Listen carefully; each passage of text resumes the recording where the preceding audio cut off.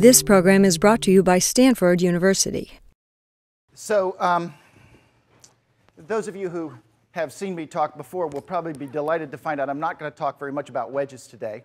I want to instead give a broad overview about how to solve this problem, but focus on a couple of new aspects that have come to my attention recently and that temper very much, in my own view, the message of optimism that I dish out to almost every other audience. And I want to emphasize that it's a mark of respect for this audience. I was a student here, you know, and you never really get over that.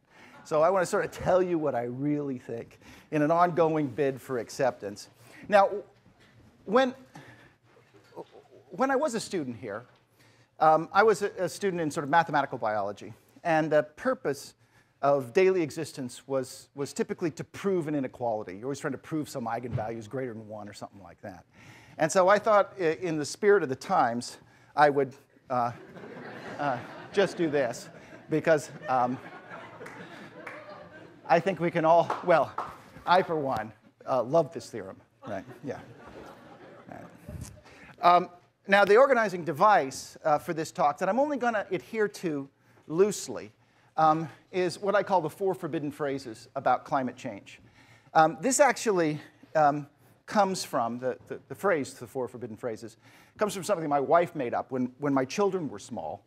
And the children would try to avoid discussing something that they had done. They wanted to deflect attention from sort of righteous indignation by a parent or something like that. And so they always said one of the 4 forbidden phrases, which I didn't mean to, it's not my fault, I didn't think, and I couldn't help it. And my involvement with the climate problem over the last 10 years has been a progression of what I think of as the 4 forbidden phrases about climate change. There is no climate change problem. We lack the technology to solve it. The solution would be too expensive. And the current favorite is we can't solve the problem because the big emitters won't play fair. How are we going to get India and China, who are developing economies, to do enough to pay for it, to actually make this all worthwhile? Because the atmosphere is after all, a global commons. Now, I'm going to focus primarily on the first and the fourth one, and some new information in the first and the fourth one. And so, now, first of all, there is no climate problem. In my view, and I think in the view of many in the scientific community, the vast majority of the scientific community, the evidence is, of course, overwhelming. I don't want to belabor this. This is not a seminar on sort of climate change 101. The evidence consists of a bunch of different lines of relatively independent lines of evidence, current historical records of all different sorts consistent with the view, theory and models, and climate changes in the past, associations between CO2, for instance, and temperature in the past. Can also build a typology of the kinds of evidence. You could, in principle, have evidence that was definitive, that is, measurements that everybody agreed upon were accurate measurements and were competently taken, that really contradicted the view that the CO2 was going to increase temperature and change the climate. In my view, there were many such things in the scientific literature, in the scientific community, even 15 years ago, or at least several. And systematically, we've removed them one after another. And in my view now, there's nothing really in this hopper that is inconsistent with the view that CO2 is going to cause significant climate change. There's a huge hopper that is uncertain. We don't know everything about the climate system. We won't know everything about the climate system until we either warm the planet or fix the problem. There's no point in trying to reduce. If we decide to reduce this uncertain box to 0, we're going to decide to run the experiment. And there's a huge amount that is consistent with it. And so I believe that the scientific case is very strong, and I don't want to do a seminar on that. I often show this. This is an old climate model. This is the Manabe and Stauffer model from GFDL, the Geophysical Fluid Dynamics Lab, a NOAA lab. It's a place where my group works also, builds climate models. It's the Weather Bureau. This is a 2x CO2 world. You know, we started at about 280 parts per million. So this is a 560, 570 parts per million world. It's an atmosphere-only GCM. Princeton is 8 degrees Fahrenheit warmer on average. If you've ever been to Princeton in the summertime, you don't like that number. It's a 4x CO2 world, 17 degrees Fahrenheit. 2x CO2 is a number twice the pre-industrial CO2 is a number that many used to view as a solution of the climate problem. If we could somehow limit the growth of atmospheric greenhouse gases so they never exceeded a doubling, that would be a success. Now, since that time, I should also say, I'll get to that point in a minute. I should also say, of course, that there are many other things associated with climate change that we currently don't know very much about, that we're worried about. Ice sheets, continental ice sheets falling in the sea and swamping our coastal cities, cessations in the ocean circulation, like the popular and science fiction movie The Day After Tomorrow, increase in strength in hurricanes. This is one of my favorites. It's a paper by Isaac Held and company in 2007, which has concluded that the Sahel drought was caused by fossil fuel burning. All right, still a controversial idea, but this is an event that killed 1 to 10 million people, and it's something, it shows that we're starting to be able to attribute individual events to global warming.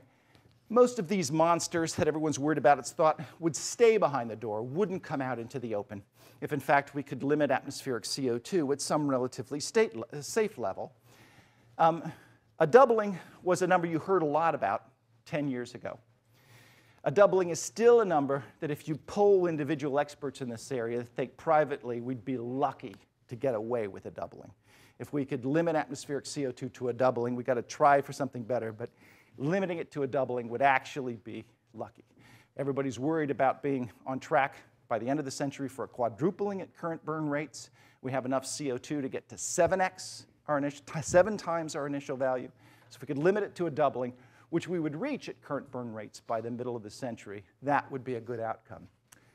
But nowadays, you hear about other targets, and there's sort of a race to the bottom. Rob Socolow and I, in the Wedges paper, talked about a 500 part per million cap on CO2, never allowing atmospheric CO2 to climb above 500 parts per million. And to accomplish this, as I'll show in a minute, we would need radical decarbonization of the economies of rich nations. And it would give room, though, for the emissions of poor countries to grow for the next 50 years or so. They could grow almost ad libitum for the next 50 years while rich countries cut their emissions so as to keep total emissions constant, and then the poor would have to cut emissions as they became wealthy.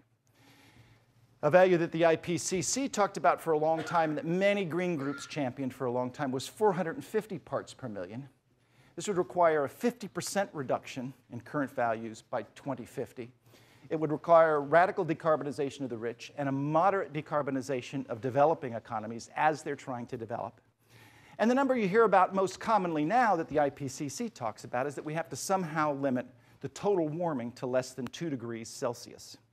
2 degrees Celsius is going to require a total greenhouse gas equivalent concentration of something like 450 parts per million, probably CO2 of 430 parts per million. We started at 280, we're currently at 385, and to limit it at 430 parts per million would be a very tall order indeed. I should say that many, though, think that this is possible to do. There's a company that is coming out with a report. It's a highly rated and respected company that has been commissioned to build this thing by a whole bunch of the biggest companies in the world. And they're going to actually assert that it's possible to reach a 2-degree target at negative cost while saving money, as long as oil has a price, an average price of $80 a barrel or so. So this is going to come out in the next few months, and I think it's something to watch for because it's the first such assessment like that I've ever heard. Nonetheless, it's important to see that the difference between these 3 targets is what happens to poor people. The rich economies have to decarbonize in all 3 scenarios. And in this one, the poor don't. The poor do a little bit, and the poor have to radically decarbonize. When we talk about a lower and lower target, what we're talking about is what poor people have to do. We have to decarbonize our economy in any case. It's no good to just turn a blind eye to this. The trade-off really is between the atmosphere and what we're going to require the poor to do. This just underscores that point. This is the collection of bills that were before Congress in the last year. This is the Lieberman-Warner bill. That was the one that got the farthest. And it was the McCain-Lieberman bill before that. And it's the one that will almost certainly be resurrected again in February. All right? This is business as usual emissions in the United States We're here at about 2008 here, and we're out at 2050 at this end, all right? Now, the business as usual emissions are here. Lieberman-Werner said we're going to drop emissions along this trajectory. And the thing you want to look at is the difference between where we would have been and where Lieberman-Werner will take us, right? Because the business as usual emissions are growing and Lieberman-Werner has us declining, what we end up with in 2050 is an economy that's almost completely decarbonized. What's much more important, of course, is what happens in the near term, because that's what's material. But it's important to understand that Lieberman-Werner calls for the wholesale, almost, decarbonization of the US economy by the middle of the century and leaves only a residual, tiny amount of sort of business as usual fossil fuel emissions. Now, the question is this going to be enough? Are these targets that we've talked about going to be enough? Or is it going to be a lot harder than we thought? Now, I argued in the Wedges paper that we could, with existing technology, reach a 500 part per million target.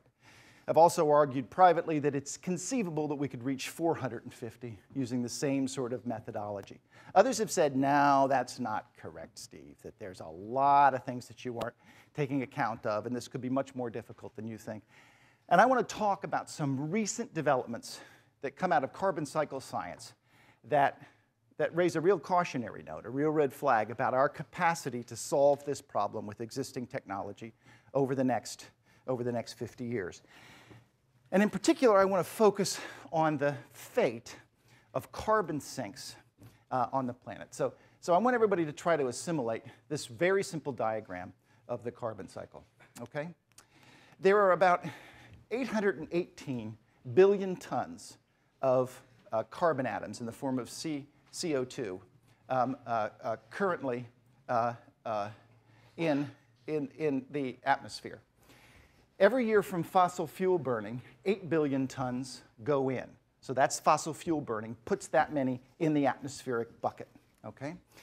The oceans absorb 2 billion of those every year because of a combination of mechanisms that are well understood. And the land biosphere absorbs another 2 billion because of a combination of mechanisms that aren't very well understood. And so 8 billion go in, but 4 billion go out, and the rate at which this tub fills up, which is what we're all trying to stop, right, depends on the balance between what goes in and what goes out. So if stuff goes in faster, that's bad, and if stuff goes out faster, that's good. So you want to reduce the sources, and you want to increase the sinks, if possible. So now what has been happening recently? There's a paper by Kennedell et al. In 2007. A lot of people here at Stanford were authors on the paper, at least some people were. And this is a very complicated figure, and it's deliberately that way, because it's a very complicated story. But I'm going to only focus on the parts where the arrow is pointing. This goes from 1960 to 2010. These are fossil fuel emissions. And what Kennedell et al. Pointed out was that during the boom in this century, this line veered up sharply upward. And so that the rate of fossil fuel emissions worldwide, which had been increasing at 1.5% per year for 30 years, all of a sudden started to increase at 3% per year, double the previous rate. So the question was this simply the result of a sustained economic boom without a recession, or was this a phase change in the economy that all of a sudden was confronted for the first time by a country with more than 1 billion people in it, with a second one waiting in the wings, that was transitioning in just a couple of decades from essentially a non-emitting economy to a Western-style emitting economy. So is this a phase change, or was it going to continue for the rest of the century? And that means double the rate of growth of fossil fuel emissions. The faucet going into the tank just got twice as big, flow got twice as big. If it were 3% per year, the story I told in the Wedges, I don't think holds water anymore. I think it's very, very difficult to solve this problem with existing technology. And indeed, if there's anything to hope for in the current recession, it's that that number falls back down again. I suspect strongly that the number is closer to 2% with the phase change with China and India, but only time will tell. The second thing to worry about is that the oceanic sink, which was expected to follow this line, in fact started to get weaker, all right, weaker than expected. So you expected the oceanic sink to increase in strength, draining more and more out of the atmosphere through time because of some physical processes. And in fact, it hasn't declined, it hasn't improved as quickly. The mechanism for this is relatively well understood. It has to do with a change in the way the winds blew in the southern oceans. But the reason that the winds changed was not anticipated. It probably is the result of a change in climate associated with global warming. But currently, this is still a topic that's heavily discussed. So both the rate at which the water flows in increased, and this sink didn't behave as it's supposed to either and started to weaken. And finally, the land sink itself has shown, this is the land sink through time, wobbles all over the place, primarily as a function of forest fires that occur in Southeast Asia associated with El Nino. But the land sink has also been behaving in an unexpected way. And I want to spend a bit of time now talking about that, okay? Because I think that's the most worrisome. Now, this is the expected, so let me back up. Plants for a living, if you're not a biologist, what they do is plants eat greenhouse gases for a living. Plants eat carbon dioxide gas and use sunlight to turn it into plant, okay? And so if plants eat carbon dioxide gas and turn it into plant and put it on the biosphere so that the biosphere gains weight, it takes CO2 from the atmosphere and puts it on the ground where it doesn't create global warming. So that the biosphere sink is a result of the biosphere gaining carbon weight. And it was thought that a lot of this was caused by this direct CO2 fertilization. We added extra CO2 to the atmosphere. Plants had more to eat. Plants ate more. They got fatter, right? And so that was the sink that we were talking about. Now, these are the models from the third Ipcc assessment. And the fourth one actually didn't do this comparison. And they calculated how big is the expected value that comes from that CO2 fertilization effect. How big is the expected sink that's caused by that we're expecting in the future? Usually this is embedded in a giant, complicated climate model. Climate models, the most modern ones, have a land biosphere with the plants and everything and the soils all interacting, an atmosphere and an ocean, and they're all dynamic, all right? So there's a whole lot of stuff going on, and this just isolates one piece. You get a number that pops out, and this looks at how big one effect was in one of those things. Now, these models from the third assessment were predicting by 2050 a benefit from CO2 fertilization of about 6 billion metric tons per year. Remember, we only emit 8 as a species currently. So this is a gigantic benefit. It's a huge benefit we're expecting from the plants. The latest round, in fact, does some of that also. But the models aren't isolated in such a way. Now, we've got a new calculation at GFDL for a model that we just did. And I frankly don't know how much faith to place in it. But this is a new model. It's a state-of-the-art model. It's, for those of you who are into this sort of thing, into the business, it's a model that has a completely free-running ocean atmosphere and land biosphere. The land biosphere has historically resolved land use with secondary forestry and all this kind of stuff in it. And if you let the three run completely freely without any flux corrections or anything, the climate stabilizes at today's climate, which is a benchmark that everybody's been trying to achieve. So we're happy about that.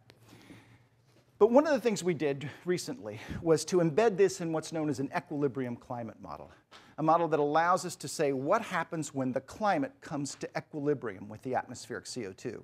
This takes a long time because the oceans, the deep oceans, have to get sort of warmed up very, very slowly. And so we did a calculation, and we did it with and without CO2 fertilization. So we did one in which we had everything running fine with the CO2 fertilization present. And then we did another one where we just took the CO2 fertilization away, this one response. Plants eat more when more CO2 goes to the atmosphere. And we said, did it make much difference?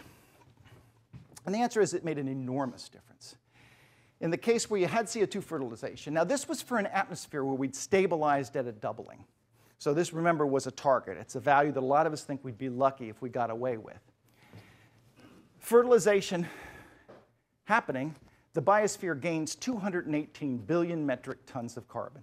Again, we emit 8 annually. So this is something like 25 years of current emissions the biosphere would take out of the atmosphere. But without fertilization, the biosphere instead loses 444 billion metric tons. The difference between this and this is over 650 billion metric tons. This is a huge number. It's enough, if it all ends up in the atmosphere, to substantially increase the amount of warming in the atmosphere. And indeed, if this were to occur, and you were and it occurred on the way to a stabilization at a doubling, you'd never reach the doubling. You'd massively overshoot it because the biosphere would dump all of this extra carbon into the atmosphere. So the value of the CO2 fertilization response here is huge, 650 billion metric tons. It's 80 years at current emissions levels, approximately. Now, it happens in this model relatively quickly. And we have to run a transient calculation to really understand this. This is a new result. And so I don't really know how fast this will come when we run it in a fully transient mode. But on the way to equilibrium, this thing was collapsing in just about 50 years. The reason was, well, there are two reasons. There was a loss of the Amazon, which is common in many models. And then there was also a wholesale loss of carbon from Arctic soils. But the CO2 fertilization I didn't expect there to be this big amplification. The CO2 fertilization was sort of propping up the biosphere and allowing it to withstand the onslaughts of the changed climate. Without the CO2 fertilization, all of a sudden it succumbs, as it were. And this is one of the things we all worry about, is that dominoes start to fall and create additional problems. Now, is there any reason particularly to worry about CO2 fertilization failing? This last 6 slides were to say, so if it did fail, it could be very bad indeed. But is there any reason from current science to believe that it might fail? After all, plants do eat CO2 for a living. And why wouldn't it be the case that if you added CO2 to the atmosphere, why wouldn't the biosphere gain weight? Now, the US government has invested a large amount of money in what are known as face experiments. This is the Duke face. It's the most famous one. If you type Duke face into Google, you usually get this, right? That's another little inequality, right? And what this shows is a bunch of the different face experiments with forest trees. This is the amount of carbon that they're annually taking up in the control, and this is with the enhanced CO2. The fact that this is all above the line shows that we just routinely get an effect, right? And it's a very predictable effect all the way along that line, all right? So when you gas trees, you usually get them to gain weight, right? That's what that says. Now it's important to understand, though, that these are all young trees. To do this, you need to set up this very complicated apparatus, and you want to just emit CO2 into the atmosphere and change the atmospheric concentration to double the pre-industrial level and let it float away all the time. And that's much easier if the trees aren't too big. So all these forests are very, very young. There's only been one study in which the forests were old. This is a mature forest in Switzerland. It's a paper by Christian Korner in 2005. And he wound miles of tubing, he and his group did, through a mature maple forest in Switzerland. And they got no impact of doubling the CO2. All right, so the mature forest showed nothing. And of course, most of the forests are mature. So we have an equivocal result here. Now, there's a lot of reasons to believe why we ought to have an equivocal result. This is a paper by Hungate and a bunch of people, including Chris Field there at the end. And what they showed was that the models in the Ipcc that predicted large benefits of CO2 fertilization, that is, a big sink caused by CO2 fertilization, were assuming that other things that plants need would be also available. So when you make a plant, you don't just make it out of carbon. You need nitrogen for the protein in the plant. You need phosphorus for the DNA and RNA for the plant. And if you don't have those things, you can't make plant, necessarily, right?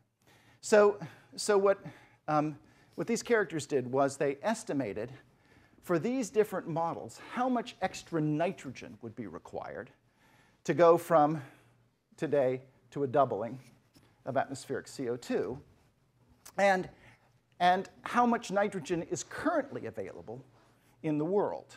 Okay, so the ranges for the current availability from here to here for the nitrogen supply limits. And all of these models were demanding this huge amount. So the conclusion of this paper was that nutrient limitation, in this case by nitrogen, others have thought phosphorus, particularly in tropical old soils in the tropics, that nutrient limitation would prevent plants from capitalizing on the extra CO2 in the atmosphere and might cause the CO2 fertilization to fail the way it did in the simulation that I showed you that caused the biosphere to dump 80 years worth of carbon into the atmosphere. Now, this is a good theoretical reason. There's some new results even on this. We have a current model at GFDL that actually delivers the right amount of nitrogen. The reason is that it turns out some other work by a guy named Alex Barron and some others that was, is in press, I guess now, showed that tropical forest nitrogen-fixing trees, legume trees in the tropics, that pull nitrogen out of the atmosphere and put it in the soil, function opportunistically in a way that no one expected. They're able to rheostat up and rheostat down this nitrogen fixation at will, and it's now thought that they might actually be able to supply enough nitrogen. So maybe, after all, the plants would be able to get the nitrogen they need. But these kinds of plants don't live all over the world, and the plants in the tropics may be phosphorus limited anyway. There's no mechanism like this for phosphorus. Now, the point I'm trying to make is that there is scientific uncertainty about this sort of stuff, right? We've got a bunch of different FACE experiments. Some show an effect, some don't. We've got some theoretical arguments, and it's one of these on the one hand and on the other hand kinds of things. And what's in the balance here is something that matters absolutely at the zeroth order.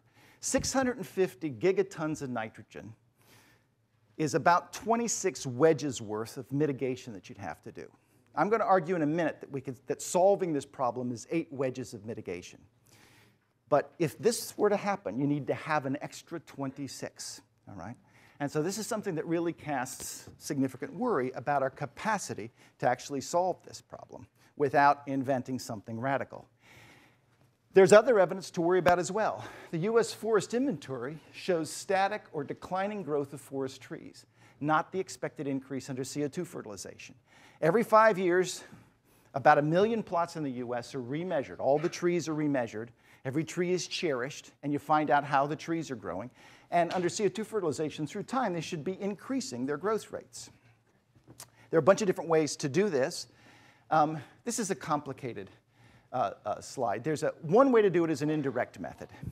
If you have a stand of forest trees, every year it gains carbon at rate g, and you can age it. You can, because you can count the rings in the trees and age the stand, find out how old the stand, how long it was since the stand was clear cut.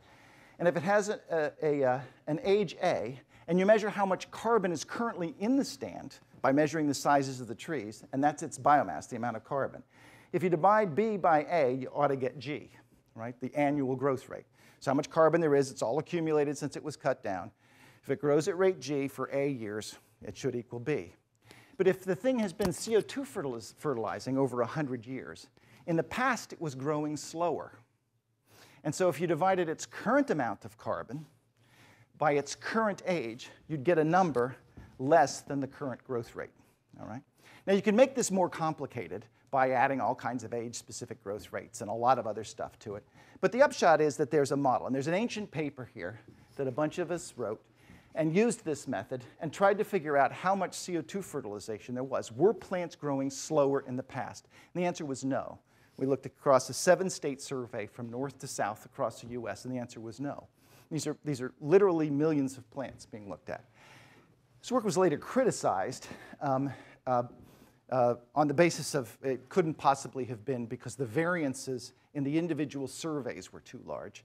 And the criticism, just for those of you who look into this literature, it self-omitted an elementary fact of statistics. When you figure out how much weight a forest plot gains, you measure how much is present, how much carbon is present in 1 year. You wait 5 years and do it again. You calculate the difference between those two numbers. If those two numbers co-vary across space or in time, then the difference between the two numbers will be much less variable than either measurement by itself, all right? And so their argument was that the variances are too large, and the differences between the variants couldn't have been as small as they were. But it turns out, because plants are, some are in fertile places and some are infertile places, there's a high degree of positive covariance in that accounts for it. If anybody actually looks into the literature, you should be aware of that. We also, since that time, have dug through the data and done it directly. So we've dug through and developed chronosequences of roughly 10,000 plots, in this case in Wisconsin, that go from 1968 to 2002 to try to get enough travel to see this. And what instead we do is see slow, steady growth decline, not the growth increase that we would expect. All right? In addition, there's some recent inventory work in the tropics, in primary forests in the tropics, that shows a big sink of primary forest in the tropics. But it jumped at a rate roughly 20 times too fast for it to be CO2 fertilization between one decade and the next. And this screams for a different mechanism, all right? Screams for a non-CO2 fertilization mechanism. In addition, we know that the sink that we're trying to deal with is about 2 gigatons. We've now measured, a bunch of us have, a whole bunch of people have worked on this, how big the sink is just caused by land use change. The recovery of forests after clear cutting, the silting up of reservoirs because of organic soils getting in them, the accumulation of wood products in landfills, and so on. And the number we get is highly uncertain, but it's about 1 billion of the metric tons of the 2 billion sink. So it's a big piece of this sink. Doesn't look like it's CO2 fertilization at all. It just looks like it's human activity. Finally, we've got a recent paper that's in press, again from our modeling work. The model that we have has to reconstruct land use in the past. And it actually does secondary forestry. Secondary forestry is where you cut down trees and allow trees to regrow afterwards. And then maybe you cut those down as well. It's what we do mostly in this country. Rather than primary forestry, we go into a virgin forest and kill it and maybe turn it into agriculture or something like that. And what's interesting is this. We've all heard about tropical deforestation and what a big deal it is.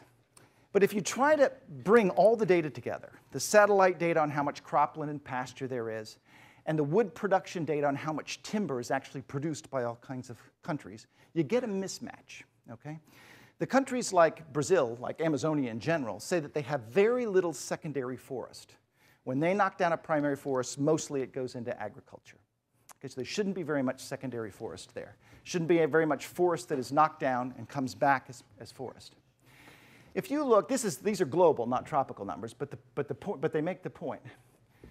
Cropland, you see, has not increased very much over the last 30 years or so compared to historical levels. Pasture lands also have not increased very much. However, secondary vegetation lands have increased enormously, and it's because there's been huge wood production. So if you're not increasing the amount of cropland or pasture, and you're producing lots of timber, it must be from land that reverts to timber. All right? That's the simplest explanation. Either that or there's some complicated rigmarole that goes on. But no matter what, you always have to be producing a lot of this secondary forestry. And secondary forests regrow, and they resorb CO2 and make a sink. And so when we put all this stuff together, we get inevitably that there's a sink in the tropics from secondary forest regrowth of about 6 billion metric tons of carbon. And when you put together all these known sources from land use, there's not very much left for CO2 fertilization to be taking place. This is another reason to be worried about it. So putting all this together, these are the problems. We've got fossil fuel emissions, 3% growth instead of 1.5%. Ocean sink growth is slower than expected. Mixed evidence from CO2 fertilization that may or may not materialize from a whole different bunch of sources that make me really nervous about betting the farm on CO2 fertilization. And at least a new model result from us that indicates that if it does fail, we're really in trouble. An extra 26 wedges. So with that as a prelude, let me pretend none of that matters, all right?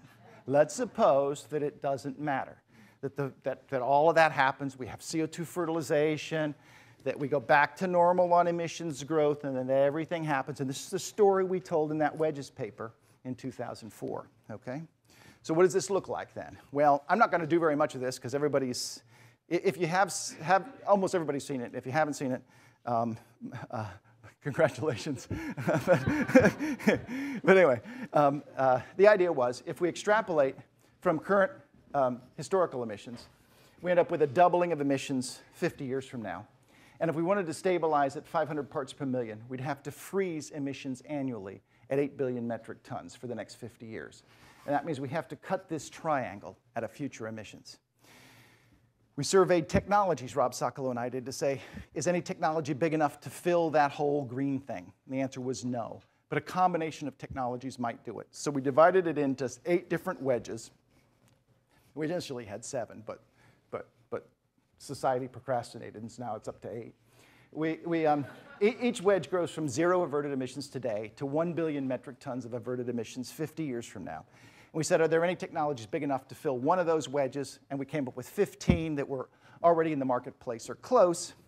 And so there looked like there were a lot of ways to solve this problem. So one example is that you could build, to do one wedge, you could build 700 gigawatts, twice the current deployed capacity, additionally, of nuclear power plants. That's one of the 15 ways to do this. So you can take a look at the paper. There are lots of ways to do this. And the message was a very positive one, that gee, we can solve this problem. There are lots of ways to solve it, and there are lots of ways for the marketplace to solve it. And I still believe it's useful to think that way. But it's also important to understand that it's at least possible that we've already let this thing go too far, all right? And that the biosphere may start to fall apart on us, even if we do all of this, all right? And we may have to fall back on some sort of dramatic plan B, all right? We're going to have to stay vigilant as a species. All right, so here's one other. Solar electricity, 2 square meters of photovoltaics per person in 2058 is a wedge of solar electricity. The third forbidden phrase was that the solution would be too expensive. I think for a long time, expensive is in the eye of the beholder. Most models say that the cost for stabilizing at 450 or 500 parts per million is something like 1% of GDP.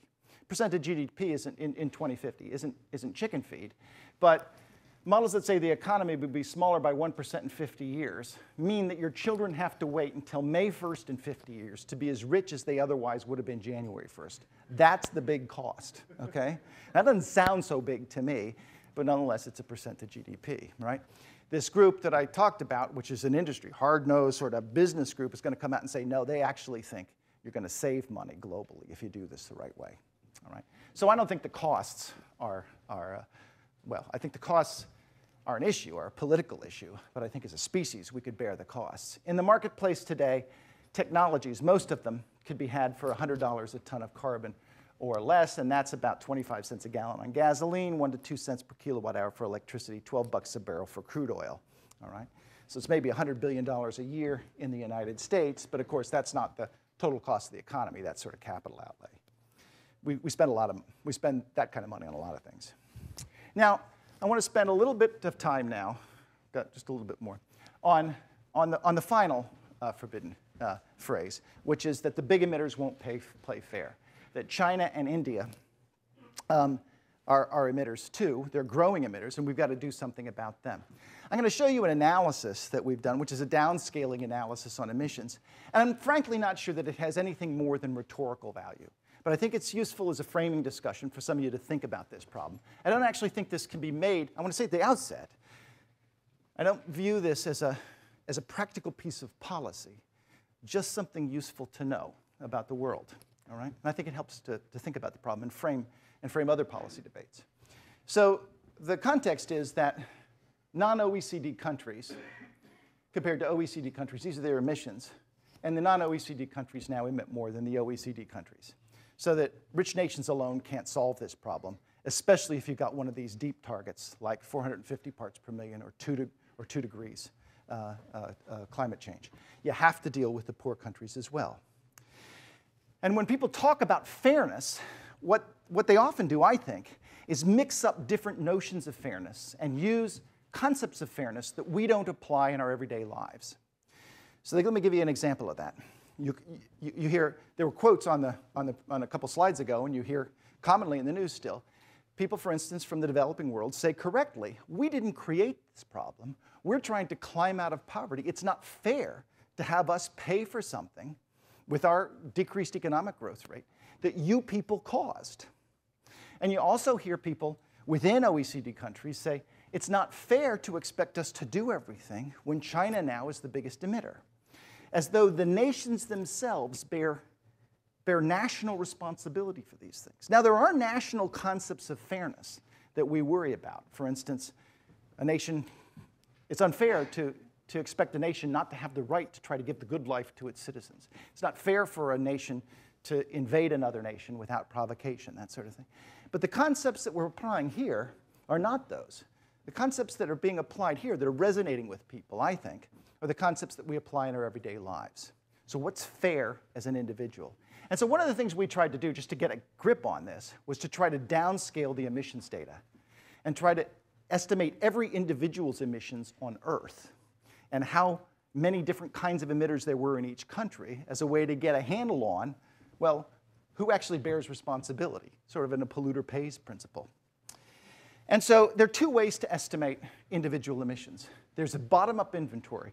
You can follow up people around, right, and figure out what they do and figure out how much emissions there are. And this has been done in a bunch of different studies out there. And the interesting thing is that there's a function. Typically, individual emissions are a function of income, and it's a power law of income where this number is less than 1. And that means that as you get rich, although you continue to emit more and more, it's not proportional. A gap grows. And the reason the gap grows is that you start paying first $10 for a bottle of wine instead of no wine at all, and then $100 for a bottle of wine instead of $10, eventually $5,000 for a bottle of wine because you can afford it, and it's the same emissions. You start to spend more and more of your money on luxury goods without extra carbon embedded in them. And that gap is responsible for a big piece, if you actually do the math, of the gap between emissions growth historically and income growth at a national level. You can also do this from the top down. You've got a distribution of incomes in every country in the world. There are economic statistics on this. You've got emissions at the national level in every year for each country. And it turns out it's possible then mathematically, statistically, to build a Bayesian estimator that solves for these constants using those data from the top down. And that's what we've done. All right, and so you can read this slide if you're a stats person. But the point is, you say, does there exist a function, alpha personal income to the beta, that reconciles all of the emissions data in the world and all the income distribution data in the world? And the answer is you get functions with the same exponent, 0.8, that you get from the bottom-up inventories, which is reassuring. Top-down and bottom-up gives you the same kind of answers. But the bottom-up one is only good for a few countries right now, whereas the top-down one you can actually get for every country in the world, and that's what we did. And then you can build an emissions profile of the whole world. Now, the next figure I show you is going to have what's known as a cumulative emissions curve. Line everybody in the world up in order of their emissions. We're on this end, big emissions. Hunter-gatherers are on this end, low emissions. And then you stack them up like this so that the value on the curve is the emissions of this guy and everybody to the left. All right? So cumulatively, all the lowest emitters up to this guy emit that much. It's a cumulative emissions curve. And that's the estimate that we actually get for the year, I think it's 2004. 6.25 billion people emitting 7 billion tons together. Sultan of Brunei and Al Gore on this end, hunter-gatherers on this end. The top 500 million people emit half of all the emissions. So half of the emissions are the top 500 million emitters. These people are all wealthy. They make about 100,000 euros per capita each. This is a problem of the wealthy primarily. In contrast, cumulatively, the bottom half of humanity, the 3.1 billion bottom half, emits almost nothing. So little that if you actually gave them all a diesel generator, it'd be hard to actually see the signal in the atmosphere for a long time. There really isn't a very big conflict between economic development and greenhouse gas emissions, simply because economic development is a problem of the poor. Poor are too poor to own anything that emits. And greenhouse gas emissions are a problem of the rich, of all of us. So to finish the seminar, we did a little exercise. And this is not meant as a practical piece of policy, but as a way to think about the problem. If you were to somehow set a personal emissions limit, one number for the entire world, and say, what would that limit have to be to stabilize, in this case, the atmospheric CO2 at 500 parts per million?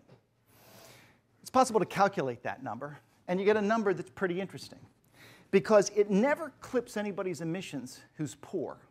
It turns out going into the future, economic growth and everything taken into account, nobody who earns less than $40,000 per capita ever gets clipped by this. People who are underneath it are all earning less than that. All right? So that's the first thing. And secondly, you could say, well, let's suppose that we were going to set emissions limits for countries based on this principle. Use this number in every year to figure out how much a nation was going to be able to emit. And what you do is you'd say, well, to set the emissions limit for, say, the United States, we tell everybody who's not from the United States to leave the line, okay? And then we would sum up the emissions of the capped people at the cap, those beneath the cap, what they would have been, right? And we get a total emissions limit for the United States. So we could do this for every nation, just using one number, sort of a fair principle, everybody treated the same. What do you end up with? Well, you end up with something that's kind of interesting.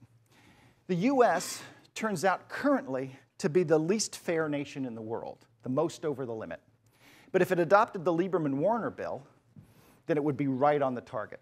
So this sort of passes the laugh test. You look at a practical piece of legislation that's being considered, and the United States is going to do something very similar to this anyway. European nations similarly have to deliver on targets that most have already legislated. Big surprise here is China. This is China's business as usual emissions going out to 2030. This is what it would have to under that scheme. The cut is the gap between the two curves. China has to cut emissions almost immediately and would become the biggest cutter in about 30 years. And it's because China is a nation of rich people embedded in a titanic nation of poor people, and the poor people are all moving into the rich nation. All right? And so the question is, in your own mind, you ought to think to yourself, does a Shanghai tycoon who has emissions like me have any less responsibility compared to me for the greenhouse problem? All right? I get the benefits of the wealth that I have, and there are emissions associated with that, and I got to pay for those. So the question is, does a wealthy person in a developing country have the same responsibility? India, everybody always says India is like China. This shows BAU for India. That shows the cap. There's no gap. All right? India has very much lower emissions than China and a more even wealth distribution. And so India looks like Zambia here. India, under a scheme like this, wouldn't have to cut its emissions until after a quarter century has passed. Okay, so the take-homes then for the talk are that recent scientific findings make expected climate change more severe and required mitigation more difficult if they're borne out subsequently.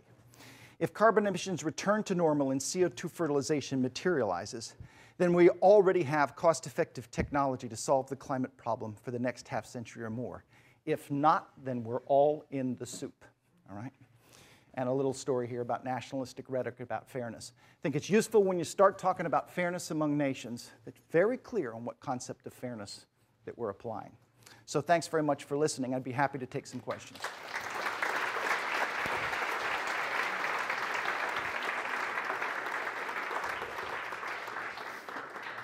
We do have some time for questions. I'm sure there are going to be many questions. I would encourage you, please, to keep your questions brief. Only one.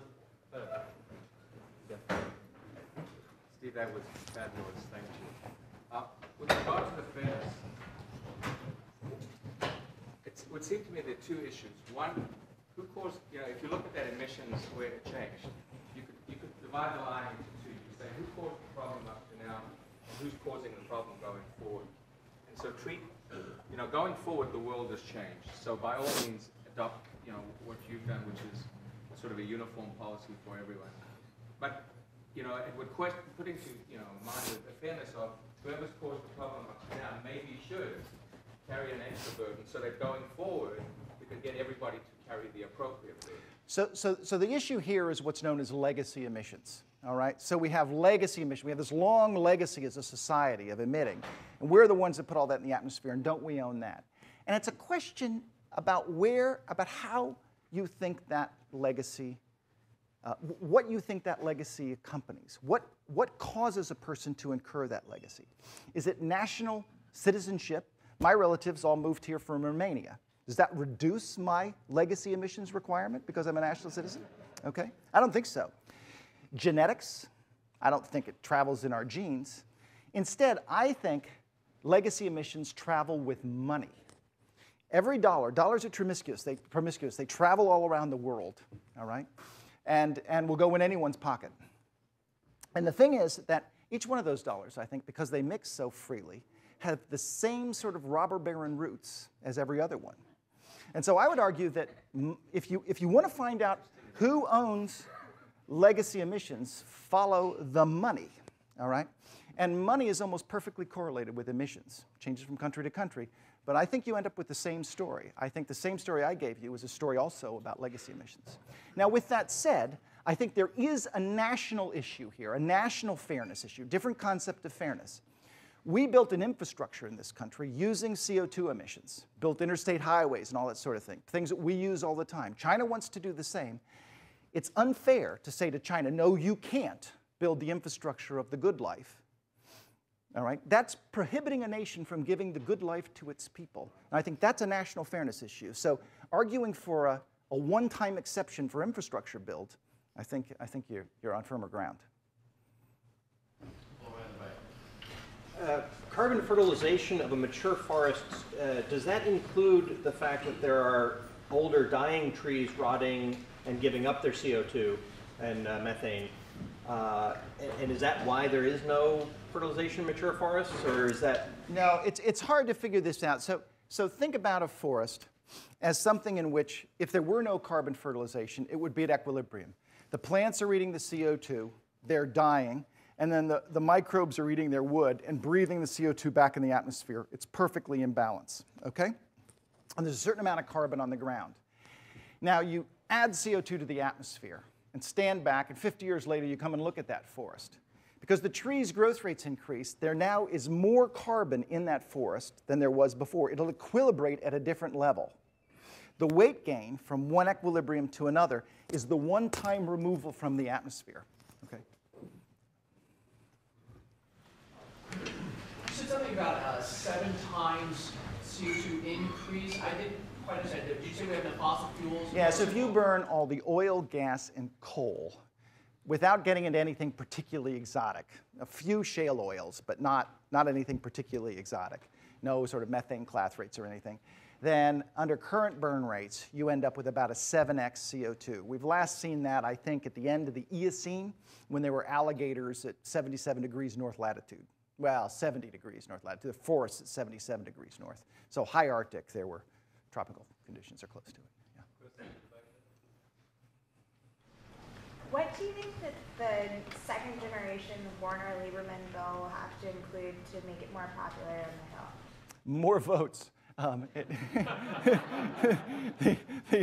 It gathered a lot of votes before. So different people are differentially confident about how easy passage is going to be. The response to the financial crisis in Congress did not reassure me. I think that this could be contentious indeed. The primary a couple of stumbling blocks that are of a relatively technical nature, I think, that will have to be looked at. I think the change in Congress that we've just seen yesterday is enough to put the votes behind it. But there are issues associated with how much of are what are known as emissions permits are going to be auctioned versus printed. It's a question of whether or not there's going to be essentially increased taxation to pay for this by companies having to pay for emissions permits, or we're going to print money and give them the emissions permits, right?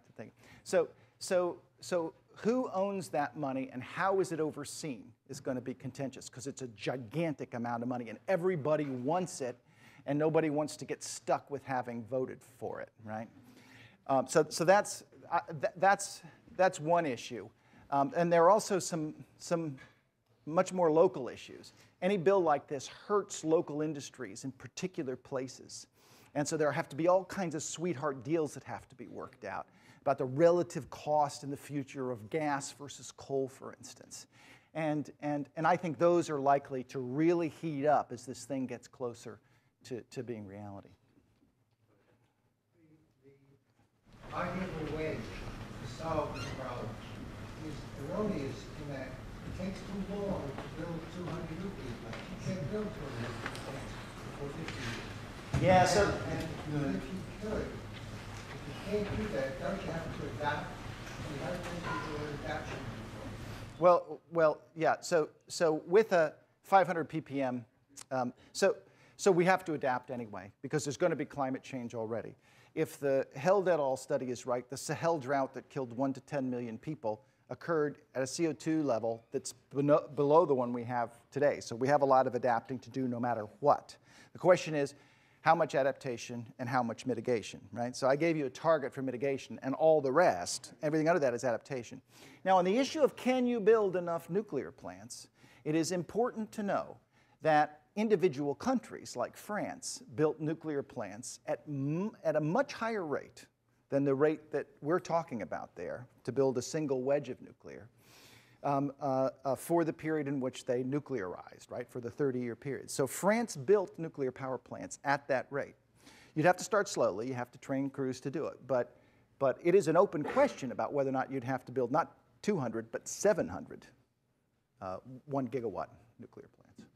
So for 2 more questions, one on the back there. It seems like in your thesis and what we're finding, we really have to stop burning things and move beyond fire. And the quicker we do that, the better. Yeah. And so when you talk about fairness in the infrastructure, it seems to me that we have to require every new infrastructure in every country to be completely sustainable, not being addicted to the old infrastructure built on carbon. And so we have to work out a fairness model that enables that. Well, that is the goal, but of course that's difficult to do. It's cheapest to use existing fossil technology, to pull stuff out of the ground and burn it.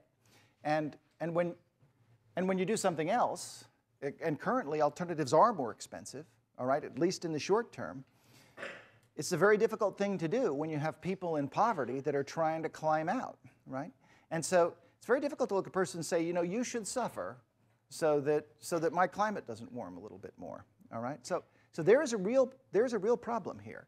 And as a practical matter, the kinds of transfers from rich nations to poor nations are unprecedented, all right? They're much, much larger than anything that's ever been accomplished. And so while if I were emperor of the world, I would do something very close to what you say. I'm not going to be emperor of the world anytime soon. Yeah. What's plan B? I think you should talk to Ken Caldera about Plan B. Ken is the guru of Plan B. Well, you know, yeah, I actually think that if the biosphere, for instance, started to fall apart, if one of these really terrible things started to happen, and it was inexorable, we'd have to look at all kinds of delaying tactics to try to fix the situation. And I think all kinds of things would be on the table. There's one of the reasons not to go there, right? If we don't have to. So one possibility is to actually geoengineer the climate, at least temporarily, while you. I mean, it is at least conceivable. There are technologies to scrub CO2 from the atmosphere. You could actually reduce the concentration. You'd have to be motivated to do it, right? You'd need a lot of motivation, but you could, in principle, do it. But you might need time to do it. Right, on that note, I guess we need to quit.